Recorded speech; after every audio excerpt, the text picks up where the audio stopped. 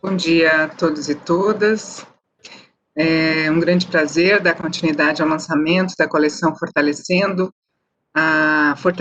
da Audiência de Custódia no Brasil, que é fruto da parceria desenvolvida entre o Conselho Nacional de Justiça, o CNJ, e o Programa das Nações Unidas para o Desenvolvimento, PNUD, e o Escritório das Nações Unidas sobre Drogas e Crimes, o NODC.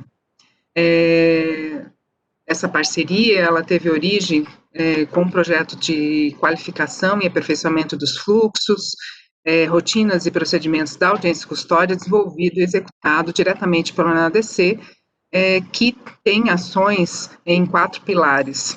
Uma, que foi a implementação de uma assessoria técnica nos estados da federação e também do Distrito Federal, permitiu a presença de especialistas apoiando as audiências de custódia em todo o Brasil. Também a elaboração de parâmetros e diretrizes de atuação para o sistema de justiça criminal. Um terceiro pilar, a constituição de uma rede de altos estudos que vai permitir a qualificação, engajamento e melhor aperfeiçoamento dos procedimentos da audiência de custódia. E um quarto pilar da gestão, monitoramento, avaliação e advocacy. No marco, então, desse grande projeto, que é empreendido por esses parceiros, iniciado em 2019, que foram desenvolvidos parâmetros e diretrizes que agora consubstanciam uma coleção. Essa coleção, o fortalecimento da audiência de custódia no Brasil, com 5 manuais. No dia de hoje, nós lançamos o Manual de Prevenção e Combate à Tortura e Maus-Tratos na Audiência de Custódia. Ele traz importantes subsídios de cunho bastante prático para qualificar a condução das audiências de custódia e as diligências subsequentes, assim como ampliar a aplicação das regras e procedimentos que estão previstas na resolução do CNJ número 213, 2015, que institui e reconhece, então, a audiência de custódia como procedimento no ordenamento e na atuação do judiciário brasileiro. Esse manual, ele contribui para a atuação dos magistrados e para os demais órgãos do sistema de justiça, advocacia, órgãos de segurança pública, outros atores de justiça criminal e para a sociedade civil, ampliando as potencialidades da implementação de todas as garantias do Estado de Direito no país. Essa coleção, ela faz parte de um conjunto maior também de produtos de conhecimento, não só esses 5 manuais de audiência de custódia, mas outros temas que estão também presentes no ciclo penal, no ciclo socioeducativo do programa Fazendo Justiça, estão sendo lançados nesses meses de novembro e também dezembro. Bom, já passo agora para apresentar os participantes desse painel, destacando algumas das suas trajetórias para que vocês os conheçam melhor e, na sequência, nós vamos passar a palavra a esses participantes. Inicio com a apresentação do Dr. Luiz Geraldo Santana Lanfred, que é juiz auxiliar da presidência do Conselho Nacional de Justiça e coordenador do Departamento de Monitoramento e Fiscalização do Sistema Carcerário e do Sistema de Execução de Medidas Socioeducativas, um órgão instituído no âmbito do Conselho Nacional de Justiça que vem atuando no planejamento e difusão de políticas judiciárias para a superação de problemas históricos do sistema prisional e socioeducativo no país. Ele também supervisiona, a partir do CNJ, as ações do programa Fazendo Justiça, da gestão do ministro Luiz Fux. Audrey Oliver Murat é secretária-geral adjunta da Associação para a Prevenção da Tortura. De 2015 a 2018, liderou o escritório regional da APT para a América Latina, fomentando ações de enfrentamento à tortura em 14 países do continente, graduada em Ciências Políticas e Administração Pública, também mestre em Direito Humanitário e Direitos Humanos em universidades da França. Sua tese abordou a implementação do protocolo facultativo da Convenção da ONU contra a tortura na América Latina. Atua em questões relacionadas à governabilidade da segurança privada, entre outros temas. Apresento também a segunda painelista, Marina, terceira painelista, Marina Lacerda, que é supervisora jurídica do projeto de fortalecimento da audiência de custódia do programa Fazendo Justiça, no escritório das Nações Unidas sobre Drogas e Crimes. Anteriormente, atuou na advocacia privada, no Legislativo e no Executivo, onde trabalhou no Ministério da Justiça. É graduada e mestre em Direito pela Universidade de Brasília. O último panelista é Rafael Barreto Souza, que é coordenador adjunto do Eixo 1, o Eixo de Proporcionalidade Penal, do programa Fazendo Justiça, onde está vinculado o projeto Fortalecimento das Audiências de Custódia, que inspira essa publicação que hoje nós lançamos.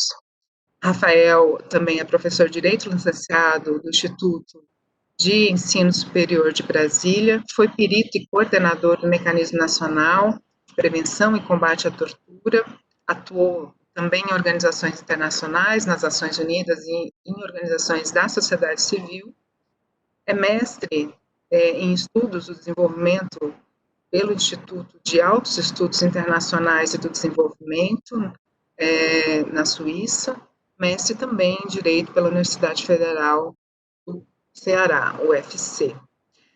Já feitas essas apresentações dos nossos convidados, gostaria de passar a palavra ao Dr. Luiz Lanfredi para suas considerações iniciais.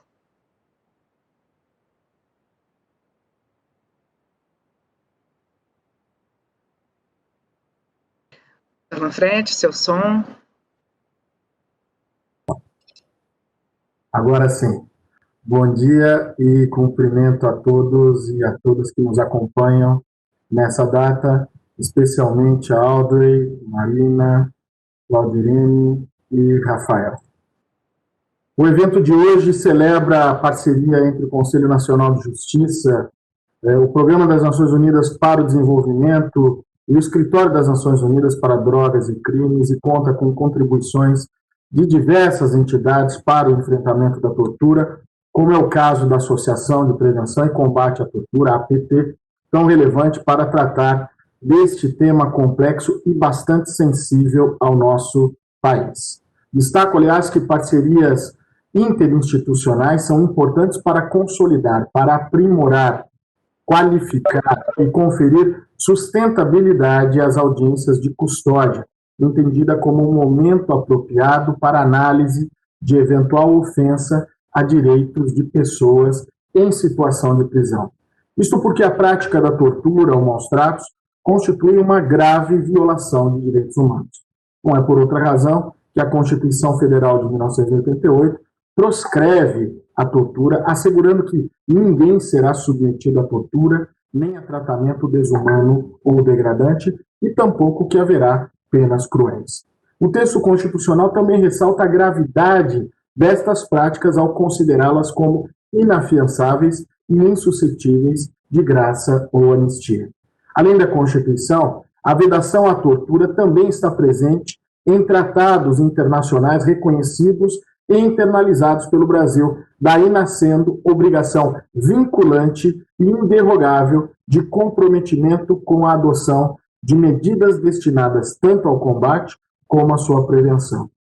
A audiência de custódia, instituto que decorre da Convenção Americana de Direitos Humanos, ela foi reconhecida pelo Supremo Tribunal Federal na ADPF 347 como importante ferramenta de enfrentamento ao Estado inconstitucional de coisas que vivencia o sistema prisional brasileiro. E se tratando de ato processual, nela assistimos à condução imediata de pessoas presas à autoridade judicial nas primeiras horas que se seguem a uma detenção. Não por outra razão, as audiências de custódia constituem-se um dos mais importantes instrumentos para prevenir e reprimir a prática de tortura e maus-tratos no contexto da prisão. Isto porque apresentam-se como oportunidade única para que magistrados escutem pessoalmente quem foi detido a respeito das circunstâncias de sua prisão, permitindo identificar indícios de violência, adotar as providências necessárias para salvaguardar o direito à integridade física e psicológica das pessoas submetidas à custódia estatal e apurar condutas irregulares porventura praticada pelos agentes públicos. Organismos internacionais e da sociedade civil consignam o caráter sistemático da tortura dentro e fora do sistema prisional, indicam que essa prática afeta desproporcionalmente alguns segmentos sociais, em particular jovens, negros, pobres e residentes em áreas periféricas, coincidentemente o mesmo perfil das pessoas mais apresentadas às audiências de custódia. No caso brasileiro, a audiência de custódia tem ajudado o Estado a identificar estas práticas e tomar diversas medidas frente às suas obrigações internacionais. Dados nacionais extraídos do Sistema Nacional de Audiências de Custódia, o SISTAC, registram que houve, nos últimos 5 anos, indícios de tortura ou maus-tratos em 5,65% das audiências de custódia realizadas. Apesar disso, segundo nos informa o Infopem, em junho de 2017, apenas 214 pessoas respondiam presas a infrações dessa natureza. E eis aqui, portanto, um ponto essencial ao tema. A efetiva investigação e responsabilização em decorrência destas práticas permanece um grande desafio para as autoridades brasileiras. Em 2020, em razão do período excepcional da pandemia de Covid, deliberou-se pela temporária suspensão das audiências de custódia no nosso país. E com essa situação, houve uma redução de mais de 74% na identificação judicial de indícios de tortura e maus-tratos de pessoas presas em flagrante no país. Há, portanto, sinais preocupantes de subnotificação de violência policial neste período. E essas informações apenas reiteram, mais uma vez, a importância da apresentação presencial da pessoa presa à autoridade judicial em até 24 horas, já que trata-se de um momento ápice para o relato e eventual identificação de casos de tortura e maus-tratos. Diante desse circunstancial, o Manual de Prevenção e Combate à Tortura e Maus-Tratos nas audiências de custódia, que hoje o Conselho Nacional de Justiça traz a público, aponta diretrizes para a prevenção e combate à tortura e maus-tratos no âmbito das audiências de custódia, apoiando a atuação da magistratura brasileira no desempenho de tão importante papel. O manual aporta subsídios de cunho prático para qualificar a condução da audiência de custódia e diligências subsequentes, assim como para ampliar a aplicação de regras e procedimentos previstos na Resolução CNJ 203 de 2015, especialmente seu protocolo 2º. Além disso, o manual servirá de auxílio para o não menos importante trabalho de fiscalização e atuação que compete a outros atores do sistema de justiça em relação a esse tema, como é o caso do Ministério Público, da Defensoria Pública, Advocacia, os órgãos de segurança pública e a sociedade civil. O documento se alicerça em normas e jurisprudência nacional e internacional sobre o tema, levando em conta as disposições da Convenção das Nações Unidas e da Convenção Interamericana contra a Tortura, bem como os parâmetros do Protocolo de Istambul. Neste manual detalham-se a condução da entrevista da pessoa custodiada a partir da perspectiva de que o relato é o elemento mais importante a ser considerado, a ser avaliado na audiência de custódia em relação à tortura e aos maus-tratos. Mas destacamos, igualmente, parâmetros para avaliação dos registros disponíveis, em especial dos laudos médico-legais. As repercussões jurídicas também são enfatizadas desde o relaxamento da prisão até as medidas judiciais de apuração. Além disso, indicam-se procedimentos de gestão para a efetivação do papel do judiciário envolvendo as audiências de custódia e dos tribunais, especialmente no que diz respeito à atuação dos grupos de monitoramento e fiscalização do sistema carcerário, os GMFs. As reflexões e orientações previstas neste manual provêm da experiência concreta e cotidiana dos tribunais, utilizando dados colhidos pelo Conselho Nacional de Justiça nos últimos 15 meses, por meio da parceria com o PNUD e o MODC, com menção especial aos consultores e consultoras estaduais em audiências de custódia presentes nas 27 unidades da Federação desde julho de 2019. Diversas práticas promissoras dos estados, incluindo procedimentos inovadores na condução das audiências, soluções tecnológicas para melhorar a documentação de indícios e meios eletrônicos de compartilhamento de informações com os órgãos competentes para apuração, estão ganhando visibilidade neste documento. Agradecemos, finalmente, o valioso prefácio, escrito pelo professor Juan Mendes, que foi relator especial das Nações Unidas para o tema de tortura entre os anos de 2010 e 2016, e também subscrito pela senhora Bárbara Bernard, que é a secretária-geral da Associação para a Prevenção da Tortura APT. A APT, com sede na Suíça, é uma das principais organizações mundiais que tratam o tema e tem sido parceira nesses últimos anos do Conselho Nacional de Justiça, aportando valorosa contribuição para este manual. Esperamos que este rico material se torne fonte de conhecimento e de consulta regular por parte dos juízes e juízes que se empenham diariamente na realização de audiências de custódia. E almejamos que possam ser fomentadas novas ideias e trilhados novos caminhos diante das situações difíceis e complexas vivenciadas nestas oportunidades. Por fim, é importante que se diga que essa publicação se soma a outros 4 manuais da coleção Fortalecimento das Audiências de Custódia, que, em conjunto, buscam reforçar a independência judicial e fortalecer a posição do Poder Judiciário na porta de entrada da Justiça Criminal, à medida que visam revigorar a legalidade da atuação policial, as garantias constitucionais e o fim efetivo da prática de tortura no Brasil. Que todos tenhamos um ótimo webinar. Muito obrigada, doutor Luiz Lanfredi, pela apresentação do histórico da construção dessa publicação, assim como a sua relevância.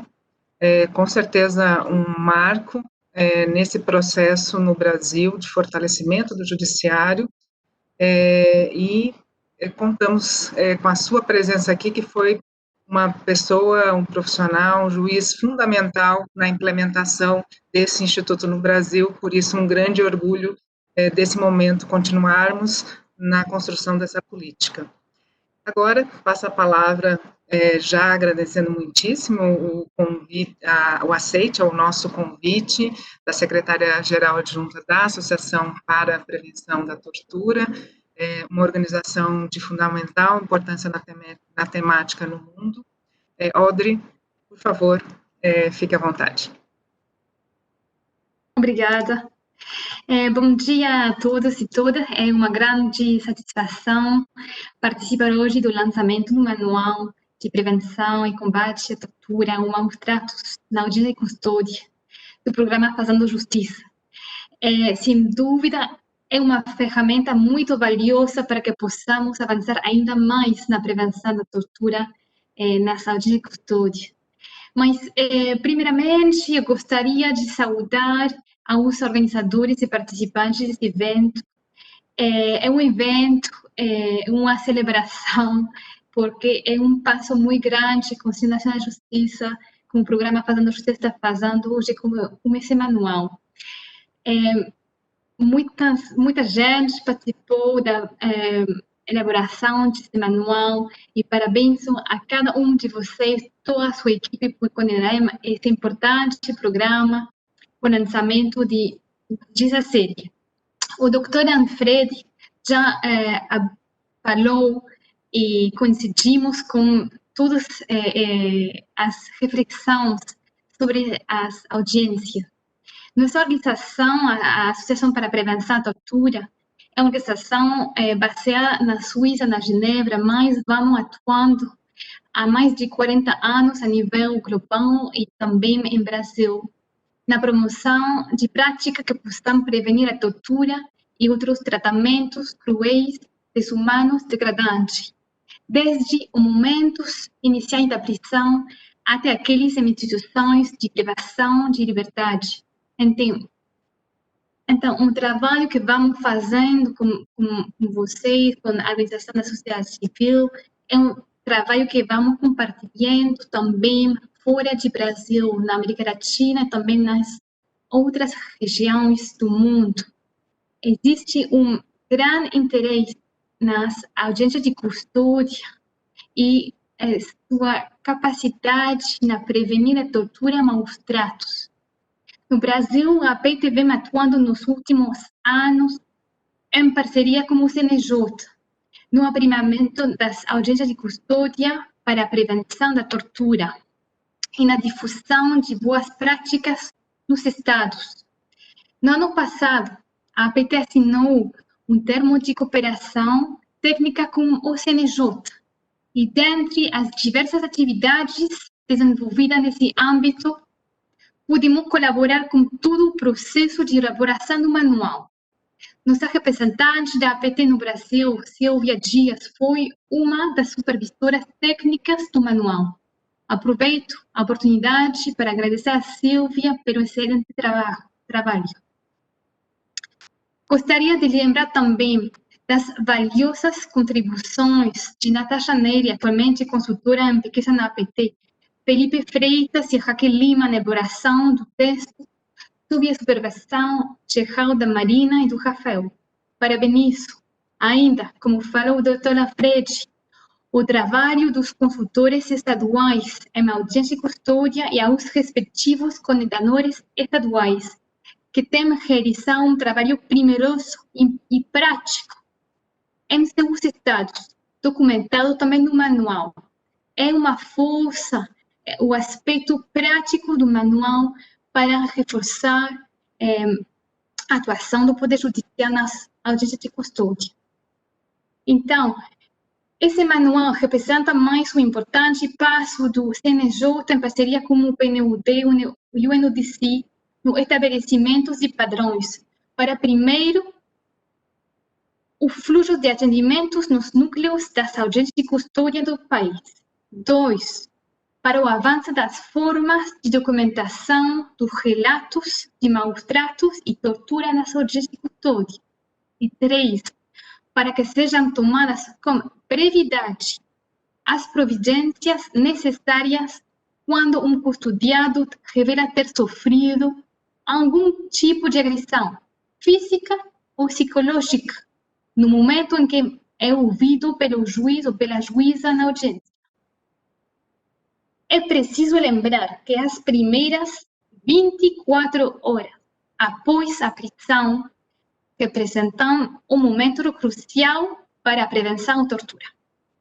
A pesquisa global das Torture Prevention Work, a prevenção da tortura funciona, encomendada pela APT, concluiu que as garantias do devido processo legal durante as primeiras horas da custódia policial constituem as medidas mais eficazes para inibir a tortura. Essa pesquisa abrange 16 países ao longo de 30 anos, de 1984 até 2014. Utilizando uma combinação de metodologia qualitativa e quantitativa, os investigadores analisarão a correlação entre a prevalência da tortura e um conjunto de medidas preventivas, tanto na lei como na prática. E durante esse período de 30 anos, a tortura diminuiu em todos os 16 países. Há medidas concretas aplicadas na prática desde o primeiro momento de detenção, tais como o acesso a um advogado, a um juiz, a notificação da família, são as mais eficazes na redução da tortura. A acusação é também fundamental, bem como o acesso sem aviso prévio aos locais de detenção e entrevistas em privado com os detenidos. Agora, a investigação mostra que existe uma lacuna entre a lei e a prática, em muitos casos, e um papel negativo da confiança excessiva nas confissões forçadas. Nesse sentido, a implementação das audiências de custódia em todo o Brasil, desde 2015, foi um dos mais significativos avanços para a promoção do acesso à justiça e a plena observância das salvaguardas constitucionais e legais do devido processo legal, como falou o Dr. Manfredi. O Brasil é um país com um alto índice de maus-tratos por agentes do Estado, conforme apontam diversas pesquisas e também constatado pelo relator especial da ONU sobre tortura, o Dr. Juan Mendes, que assinou o prefácio do manual.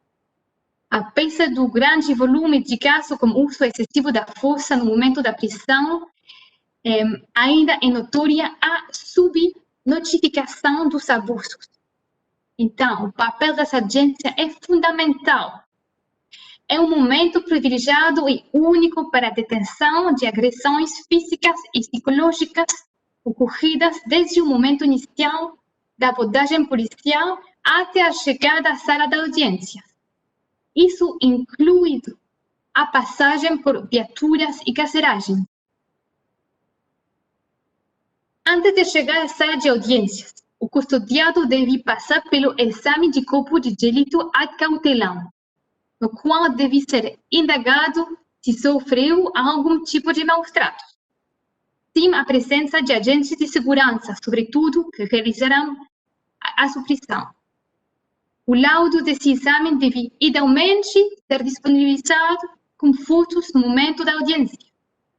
O direito a um atendimento com privacidade, como a defesa, também deve ser garantido a todos os custodiados antes da audiência. Além disso, o custodiado deve ser atendido pela equipe técnica antes e após a audiência e ter direito a atendimento médico, caso necessário. Em alguns casos, medidas de proteção deverão ser tomadas com urgência para que o custodiado não corra riscos. Então, o manual do CNJ apresenta um fluxo para todos esses atendimentos, de maneira muito prática. Além disso, o manual enfatiza a importância de os magistrados criarem um ambiente de empatia e escuta, através de uma linguagem acessível ao custodiado. Na abertura, é preciso que o juiz ou a juíza explique que um dos objetivos das audiências é saber se houve qualquer tipo de maus-tratos. E também averiguar que a pessoa tive acesso à garantia do devido processo legal. O manual traz ainda um roteiro de perguntas práticas para assistir aos juízes e às juízas, para que se verifique não somente se houve ou não maus-tratos, tortura, mas como ocorrerão, onde, quando, por que razão e todos os fatos relevantes. Importante enfatizar que não cabe ao magistrado avaliar o mérito das alegações, mas sim documentá-las com detalhamento para que posteriormente sejam investigadas pelas autoridades competentes, Ministério Público e corregedorias. Como falou o Dr. Manfredi, a chegada da pandemia da Covid-19 deixou ainda mais claro esse papel das audiências de custódia. Desde a APT, apoiamos o retorno das audiências de custódia de maneira presencial, seguindo os protocolos de biossegurança, assim como já foi feito em 7 estados até esse momento. A presença física da pessoa é importante, é fundamental para ter um relato dos abusos, das torturas ou dos maus-tratos. Finalmente, gostaria de enfatizar a importância do estabelecimento de protocolo para a prevenção à tortura dentro e entre as instituições que atuam nos diferentes momentos da prisão, em flagrante ou preventiva, de modo que os diversos atores possam pactuar suas formas de atuação no que tange o tema do combate à violência de Estado. Por isso, o manual também reforça a importância da participação dos magistrados em espaços de diálogo interinstitucionais, como grupos de trabalho e comitês. Como um judiciário que atua de maneira firme na prevenção da tortura, acreditamos que o programa Fazendo Justiça vem, de fato, enfrentando esse tema com muita coragem e protagonismo. Parabenizo. Portanto, mais uma vez, gostaria de parabenizar ao CNJ, ao PNUD e ao UNODC pelo trabalho de qualidade e pelo compromisso com o tema da prevenção.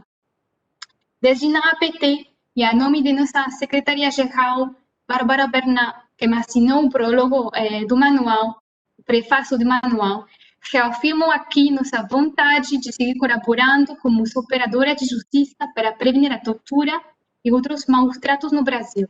Obrigada.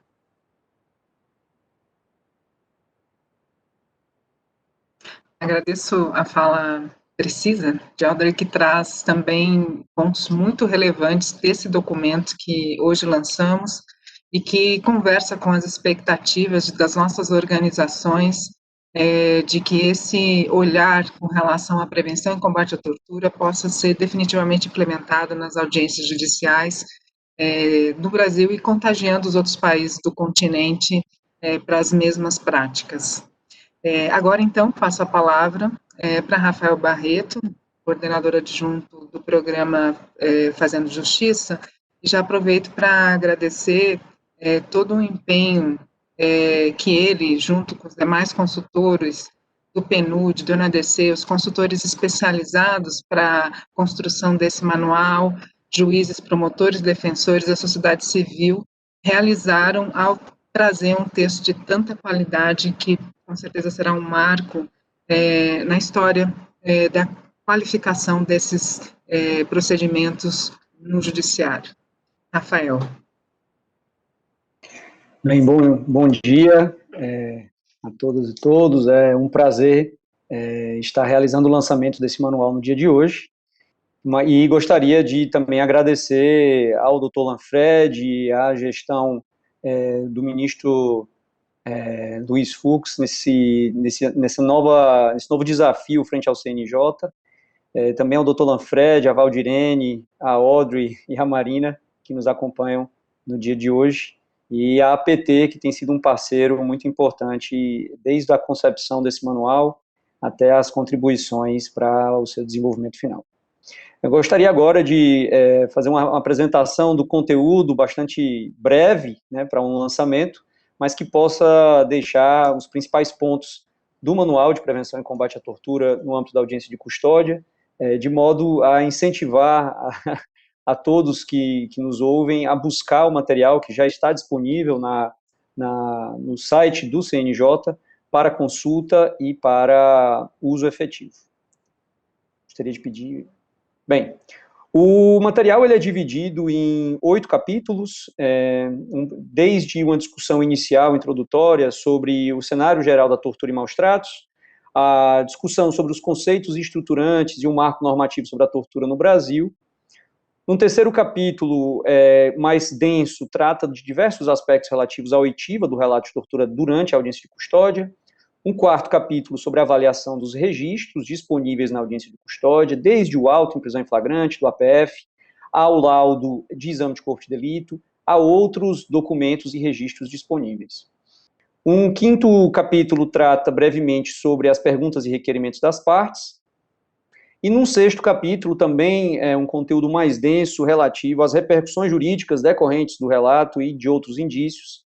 E essa, a partir do capítulo quinto, a Marina Lacerda, minha colega, vai discutir com os senhores e senhoras esse conteúdo. E os 2 últimos capítulos, o 7º trata sobre as diligências e registros subsequentes à audiência, aspectos que envolvem o magistrado, mas também os servidores, a dinâmica de cartório do juiz da audiência de custódia. E, por fim, um capítulo também inovador, que trata sobre gestão judiciária e diversos aspectos de articulação com outras instituições, de forma a dar o máximo de efetividade aos objetivos de prevenção e combate à tortura. Os objetivos do manual são, em primeiro lugar, fornecer orientações muito práticas, né, esse aspecto já foi destacado pelos demais participantes desse lançamento, para a magistratura, no que tange a procedimentos, tanto sobre como perguntar sobre a tortura, como ouvir, como conhecer os fatos, registrar, analisar, e, em especial, como determinar as diferentes possibilidades de medidas judiciais e não judiciais decorrentes do relato.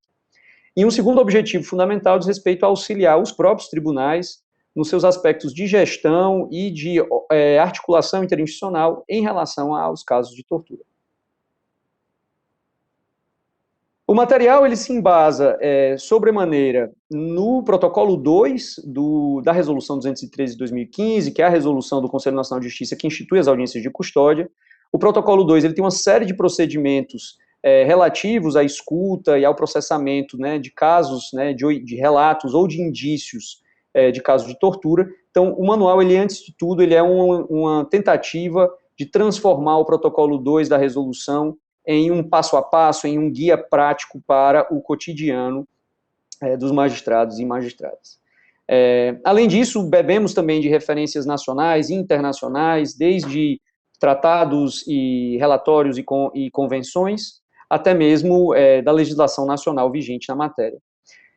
E também, esse é um aspecto muito relevante, o material ele se baseia em levantamento feito em loco pelos consultores e consultoras estaduais em audiência de custódia nas 27 unidades da federação, através do qual nós pudemos identificar práticas promissoras, melhores maneiras de um quadro que há na publicação denominado Como Perguntar, além de dilemas comuns, né, do magistrado no momento da audiência de custódia, e também orientações dentro de um quadro que nós denominamos no manual de na prática, né, como atuar diante daquela situação na prática. Bem, o primeiro capítulo, ele trata de dados, né, e de informações sobre o fenômeno da tortura e dos maus-tratos no país, destacando dados que o Dr. Lanfred já mencionou, então não vou repetir, mas que há uma média de pelo menos 5,6% de relato dentro dos últimos 5 anos de audiências de custódia, relatos envolvendo indícios de tortura ou maus-tratos. Não obstante, há ainda um déficit em relação a medidas de apuração e de investigação efetiva nesse campo. Novamente, também em relação ao Covid-19, com essa suspensão temporária que foi necessária ser feita em relação às audiências de custódia, a análise dos APFs resultou numa redução muito substancial de 74% na edificação de indícios por parte da magistratura brasileira. Outras pesquisas de órgãos do sistema de justiça, como a defensoria ou de levantamentos próprios dos tribunais de justiça, identificam um número ainda superior e mais preocupante em relação a indícios de tortura. Nós temos dados do Rio de Janeiro, em levantamento da defensoria, que em média 35% das audiências as pessoas relataram ter sido agredidas. Na Bahia, uma média de 23% apresentavam lesões aparentes que podiam ser visualizadas durante as audiências. E dados do Mato Grosso também, por volta de 15% das audiências houve alegação de tortura. Então é um cenário inegável de que é um problema que precisa ser melhor avaliado e analisado dentro do Poder Judiciário. O segundo capítulo, ele trata sobre conceitos estruturantes, notadamente 3 conceitos. O primeiro conceito é o próprio conceito de tortura, que hoje no Brasil, ele é definido, né, a definição de tortura está presente em 3 marcos normativos: a Convenção das Nações Unidas contra a Tortura e outros tratamentos cruéis, desumanos ou degradantes, a Convenção Interamericana para Prevenir e Punir a Tortura e a Lei 9.455, de 97, que tipifica o delito de tortura no âmbito do direito penal.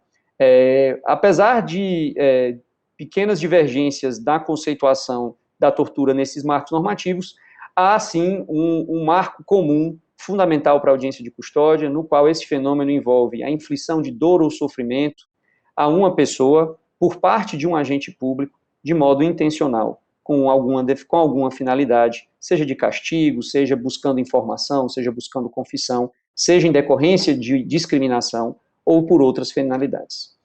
O conceito de maus-tratos é o segundo conceito tratado. No manual, nós não tratamos o conceito dentro do aspecto estrito do tipo penal que existe vigente no Brasil no Código Penal, e sim como um conceito que substitui a noção de tratamentos cruéis, desumanos ou degradantes, que é um conceito mais amplo para situações em que a qualificação ali, a verificação, a configuração da tortura não é possível, né, não é vista, mas que necessariamente envolve a inflição de dor ou sofrimento por parte de algum agente público. Então, esse também é um conceito trabalhado. E o terceiro conceito, que é muito importante também em relação à audiência de custódia, é o conceito de indícios, né, considerando que o magistrado tem uma cognição limitada na audiência de custódia, o que ele vai ter acesso, né, ele ou ela, né, o juiz ou a juíza terão acesso no momento da audiência, serão a indícios de tortura ou maus-tratos, e, portanto, essa é uma unidade, é um conceito muito importante para trabalhar essa matéria. Podemos avançar. Bem, o terceiro capítulo é o capítulo mais robusto da publicação, ele trata sobre os diferentes aspectos da oitiva do relato de tortura daquela pessoa no momento da audiência, e um primeiro passo que é destacado em relação ao reconhecimento de condições adequadas. Essa é uma expressão prevista na Resolução 213 como uma condição sine qua non para a realização da audiência de custódia e para que a identificação da tortura se dê de forma adequada. Isso vai desde condições pessoais do custodiado, da custodiada, desde a pessoa estar alimentada, né, estar com uma vestimenta adequada, calçada, né, que ela tenha condições de saúde mental e física adequadas para aquele momento. Diz respeito também à garantia da excepcionalidade do uso de algemas ou de outros instrumentos de contenção. Essa matéria também é muito interessante e foi tratada em um manual específico sobre algemas e outros instrumentos de contenção recentemente lançado pelo CNJ.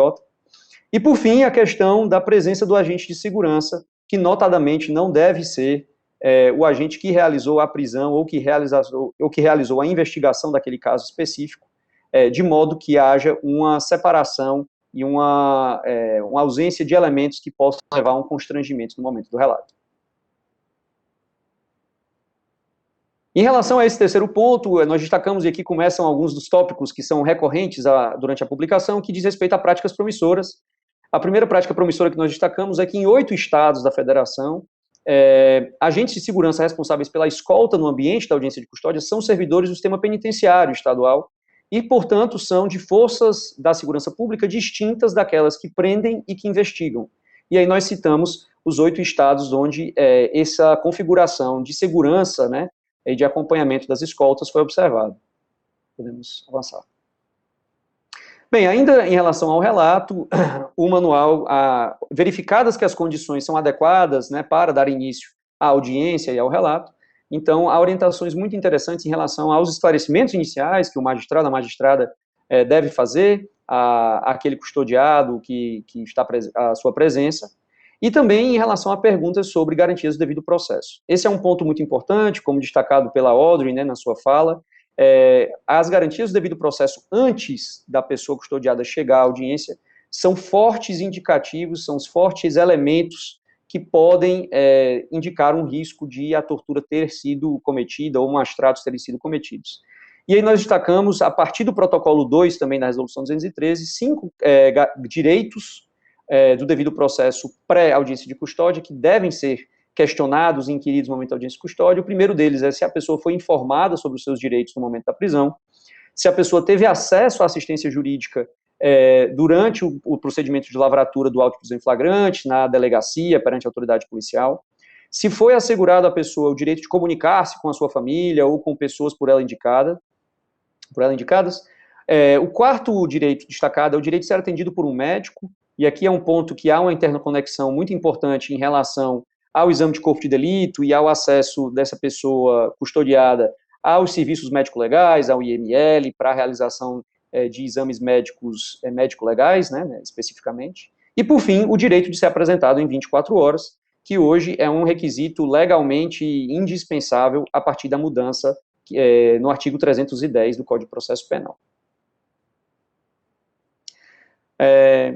Após essas perguntas relativas às garantias do devido processo em período anterior à audiência de custódia, cabe, então, uma pergunta inicial, aberta e de fácil compreensão, sobre o tratamento dado, as circunstâncias da prisão e o tratamento dado por agentes públicos no momento da detenção.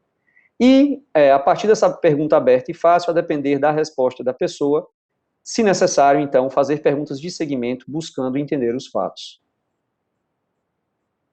E aqui nós trazemos exemplos de como perguntar, é outro quadro comum durante a publicação, exemplos de perguntas mais adequadas e menos adequadas, apenas a título ilustrativo, né? Uma pergunta mais adequada é: o senhor sofreu violência, ou o senhor foi agredido? E perguntas menos adequadas é: o senhor foi torturado, ou o senhor tem alguma reclamação, que podem não ser bem compreendidas a partir da prática, né? Isso nós observamos a partir dessas informações coletadas em todo o país, nas audiências de custódia feitas nas capitais do país, que indicam esses modelos mais e menos adequados de perguntas. Citamos também aqui uma prática promissora do Maranhão, na qual audiências realizadas na comarca de Imperatriz, a autoridade judicial regularmente informa a pessoa custodiada algo numa linha de: mesmo que você tenha cometido um crime ou feito qualquer coisa de errado, isso não dá o direito de nenhum agente do Estado te machucar ou te humilhar, eles precisam seguir a lei, assim como você. Apanhar não é normal, independentemente do que você fez. Então, é um exemplo de esclarecimentos iniciais que podem ser facilmente compreendidos e que garantem essa prerrogativa de explicar bem esse objetivo da audiência de custódia. Acho que a anterior houve algum problema. Se puder retornar.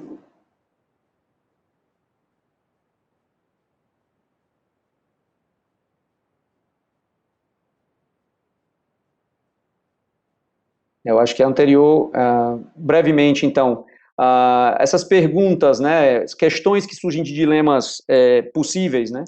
Um dos dilemas que é comum diz respeito à dúvida sobre se aquelas lesões ou aquele relato, aqueles machucados, advêm de sanções legítimas.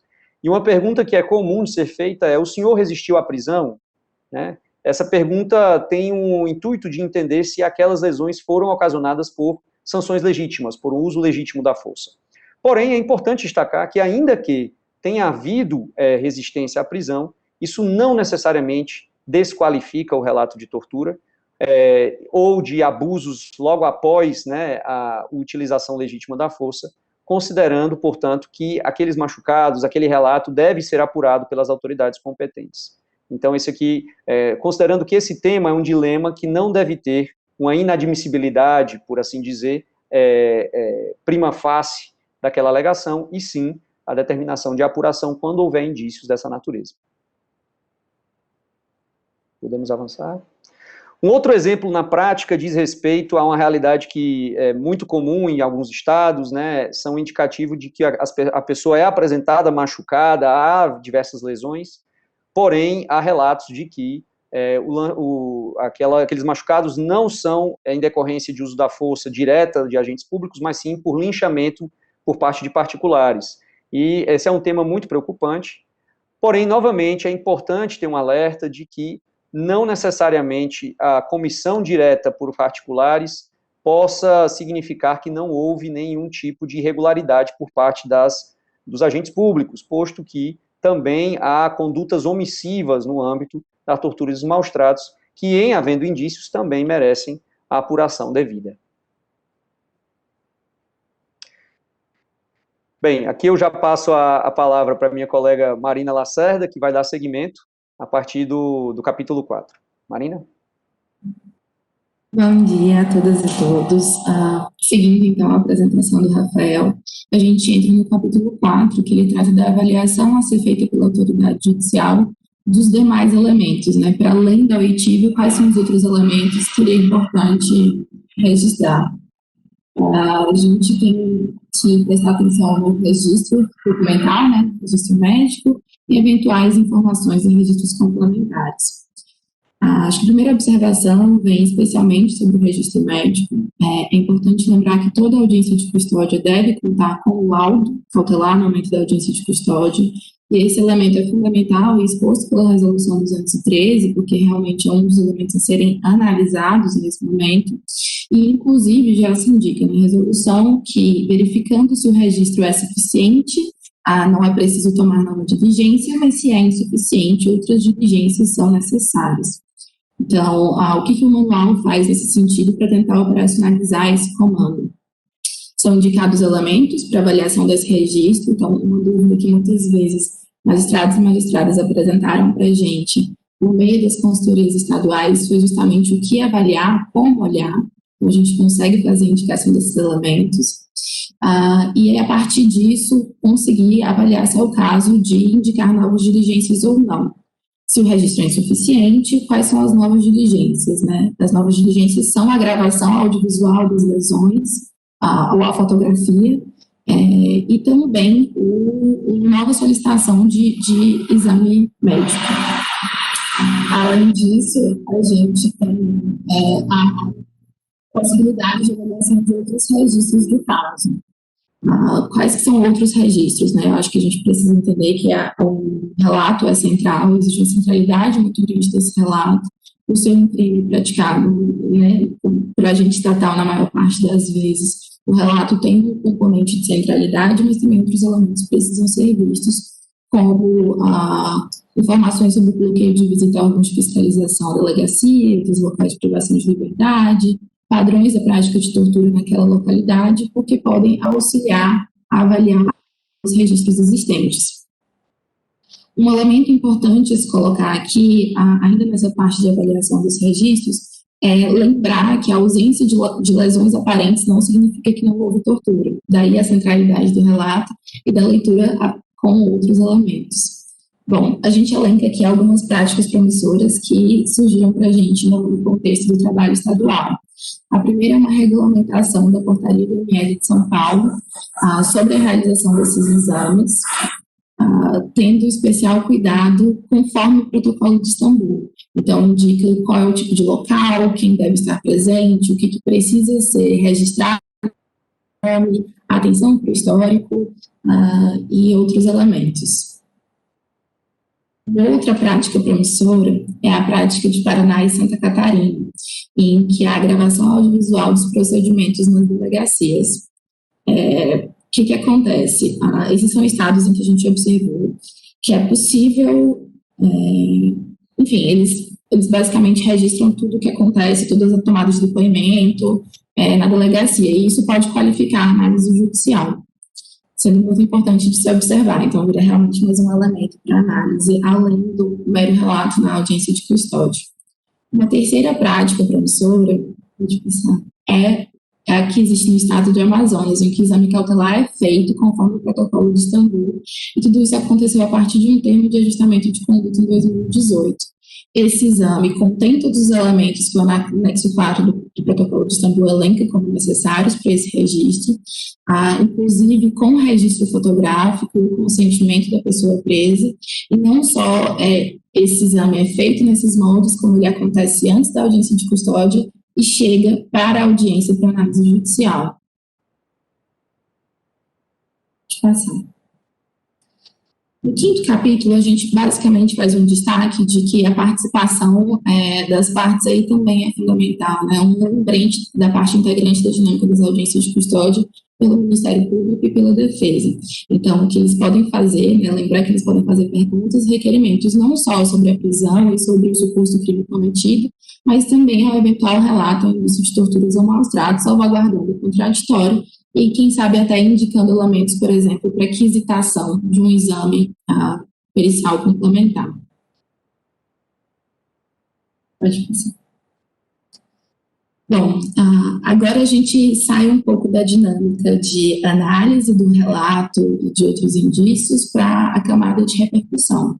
Então, o que acontece? Se existem relatos ou outros indícios analisados até agora, existe uma quantidade de repercussões aí a se ter ciência. A primeira é uma repercussão sobre a decisão de relaxamento da prisão, né, ou concessão de liberdade, sem ou com medidas cautelares, ou mesmo substituição da prisão por prisão domiciliar, a determinação de providências para apuração pelos órgãos competentes, os encaminhamentos para atendimento médico psicossocial especializado, a aplicação de medidas protetivas de preservação da segurança da pessoa custodiada ou de terceiros, e a gente está falando realmente de segurança à vida, e eventuais lesões decorrentes desse relato, a notificação ao juízo de conhecimento do processo penal sobre as medidas adotadas e a informação à pessoa custodiada sobre os encaminhamentos e sobre como acompanhar as investigações.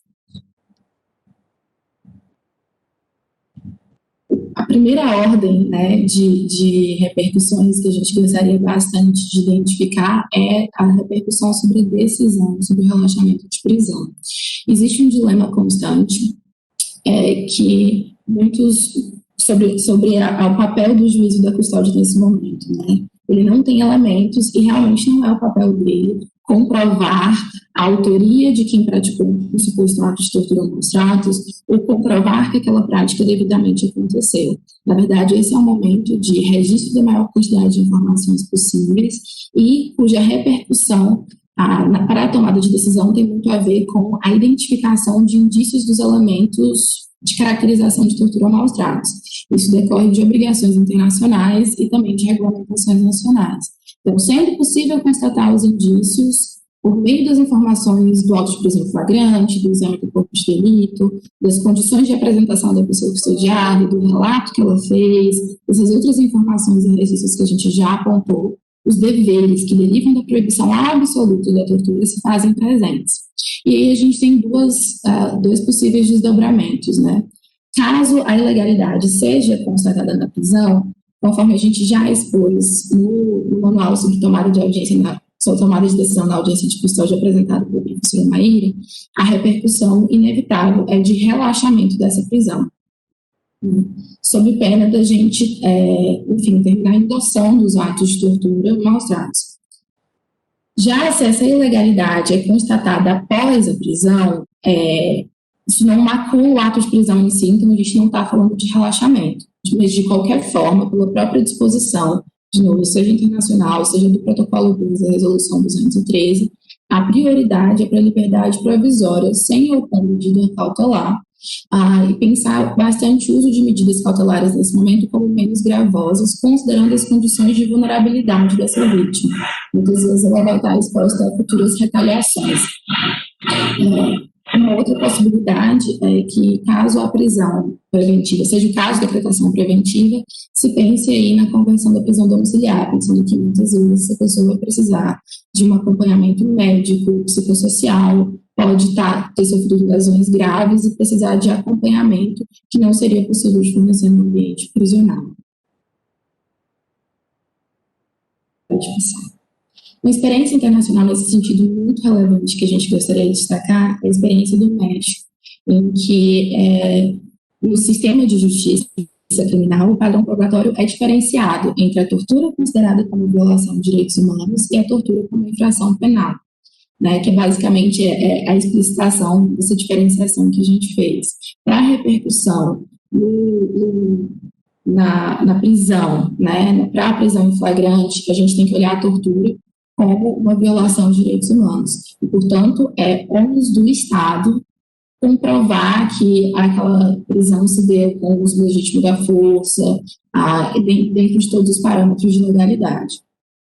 Já quando a gente está falando da tortura como crime e de um processo autônomo, que essa tortura é investigada e existe um agente a ser sancionado, o ônus também recai sobre o Estado, de comprovar que aquela prática aconteceu para conseguir fazer a responsabilização pessoal e criminal desse agente. Uma outra ordem de repercussões jurídicas decorrentes do relato dos indícios de tortura é sobre a determinação para apuração.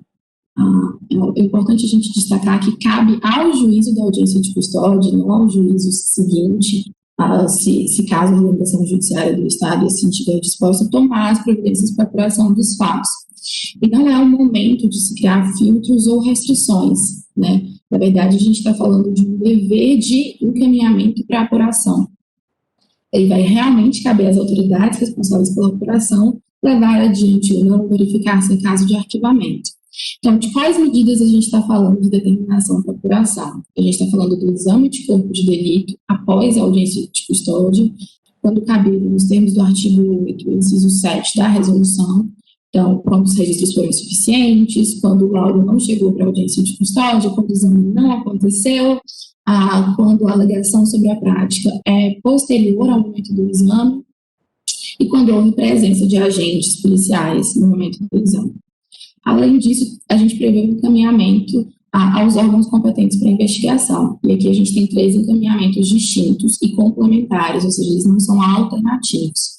A gente tem encaminhamento para os órgãos de controle interno, que apuram a responsabilidade administrativa, quanto aí das corregedorias, das polícias, por exemplo. Os órgãos de controle externo da atividade policial, o Ministério Público, e a Polícia Judiciária, sempre que o magistrado identificar indícios de tortura e decidir pelo relaxamento, né, nos termos do artigo 5º do CPP. Além disso, a gente também tem outras medidas sobre as quais a gente não vai conseguir se debruçar também hoje, mas medidas protetivas, pensando que muitas vezes a segurança da pessoa que relatou, de testemunhas, ou eventualmente até de um outro agente estatal que identificou e ajudou a compor registros e documentação sobre isso, pode estar em risco. A gente elenca aí algumas medidas protetivas de possibilidade previstas no Protocolo 2 e também em outras legislações nacionais.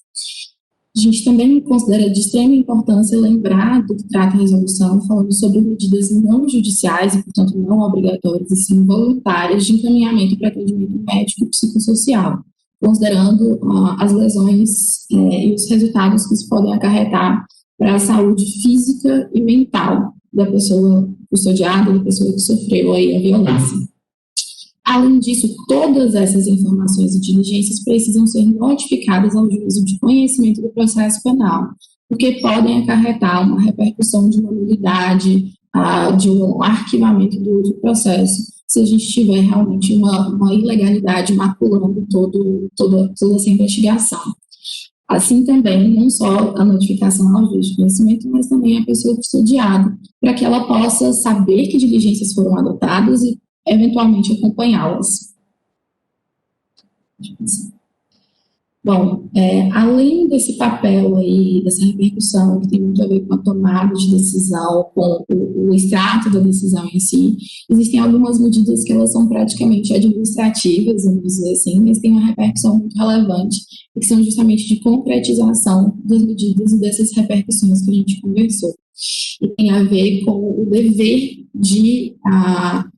o dever e a necessidade do registro de informações pelo juiz da custódia e os encaminhamentos decorrentes. Então, a gente fala de formas de registro: a ata da audiência, o relatório sintético do relato de torturas ao maus-tratos, e aí a gente, provavelmente esse é um momento novo, mas é só um nome que a gente deu para uma previsão que está no artigo 11, parágrafo 2º, e no item 6, partes 1 e 8 da Resolução 213, que é realmente um relatório para conter informações mínimas sobre a dinâmica das violações sofridas e alegadas, a medida de gravação da audiência, as fotografias tomadas e os outros documentos.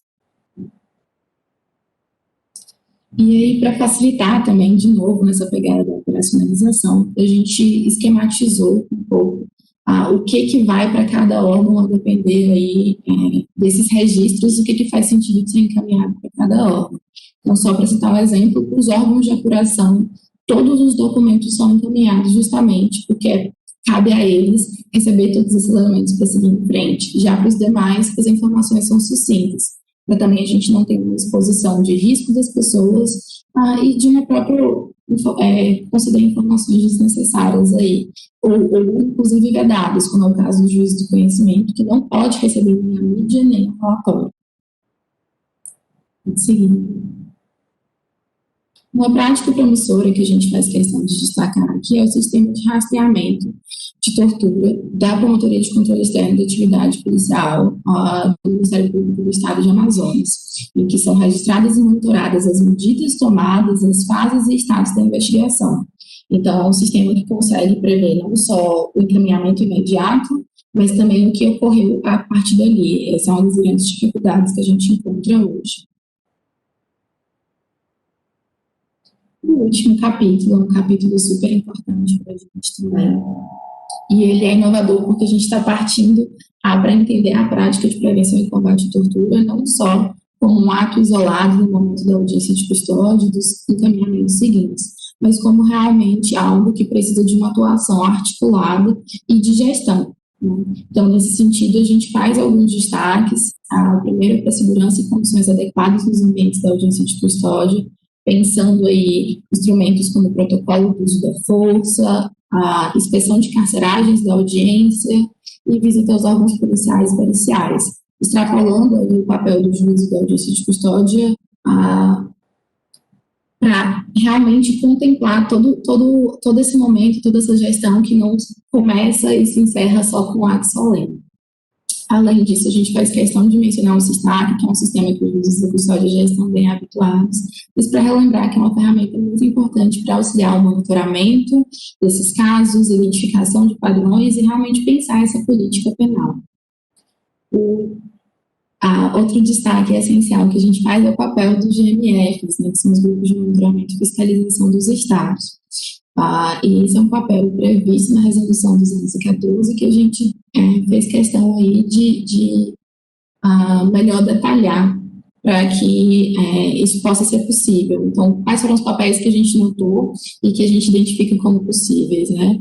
É o papel de interiorização das audiências e dos fluxos, então pensar nessa homogeneização, padronização, para que as práticas de prevenção e combate à tortura do interior sejam alinhadas à da capital, costumam ser bem mais estruturadas. O papel de monitoramento dos dados, pensando desde o momento da audiência de custódia até o desfecho no âmbito judicial, né, tentando cobrir um pouco do gap que surge quando o processo, a competência se encerra no juízo da custódia e segue para o juízo de conhecimento de um caso, o juízo de conhecimento de outro caso, o GMF conseguindo dar unidade aí e possibilitando o rastreamento e acompanhamento dos eventuais desdobramentos. E um papel também bastante de prevenção, pensando aí especialmente treinamentos e campanhas de comunicação. Além disso, a gente fala enquanto CNJ, então bastante voltado para o judiciário, mas a gente reconhece, a gente é bastante ciente de que o papel de prevenção e combate à tortura ele não se dá apenas pelo judiciário, mas ele se dá em rede com outros atores, seja do sistema de justiça, seja do sistema de proteção social e tantos outros. Então, a gente faz uma previsão aí para a pactuação de metodologias comuns de atuação, estabelecendo programas, protocolos, para que os fluxos de informação e monitoramento estejam evidentes, fáceis, para que realmente esse papel de prevenção e combate possa ser integralmente efetivado. É isso, gente. Obrigada. Agradeço Marina Lacerda, supervisora jurídica do projeto Fortalecimento das Audiências Custódia, também pela apresentação, junto com o Rafael, dessa publicação. Foi possível perceber o esforço didático do texto, das ferramentas visuais, pela apresentação, mas que se reproduzem também no texto que foi disponibilizado já no link do CNJ, desse manual que publicamos agora. Aproveito já para convidar todas as pessoas que estão nos assistindo a conhecer este manual e os demais da série de fortalecimento da audiência de custódia no site do CNJ, junto à página do Sistema Carcerário, publicações e relatórios. Lá vocês encontrarão a coleção Alternativas Penais, a coleção também Monitoração Eletrônica, a coleção Fortalecimento da Audiência de Custódia, com esses 5 manuais, a coleção Sistema Socioeducativo, a coleção Política para Pessoas Egressas, a coleção Política Prisional e a coleção de temas transversais. São materiais que contribuem na implementação da política pública brasileira no campo da justiça criminal, da política penal, da política do sistema socioeducativo, que são fundamentais para todos os atores e para a sociedade de uma maneira geral, que quer conhecer mais e ajudar nesse processo da construção do Estado Democrático de Direito. Agora, com essas falas, a gente já caminha para o encerramento desse momento do lançamento do manual, deste especificamente manual, agradecendo mais uma vez a fala de todos os painelistas, que puderam trazer referências sobre a importância desse texto e também descrever um pouco mais da estrutura do material que está sendo disponibilizado. Convido a todos também para assistir os demais webinários de lançamento dessas publicações e agradeço a todos que nos acompanharam durante esse período de lançamento.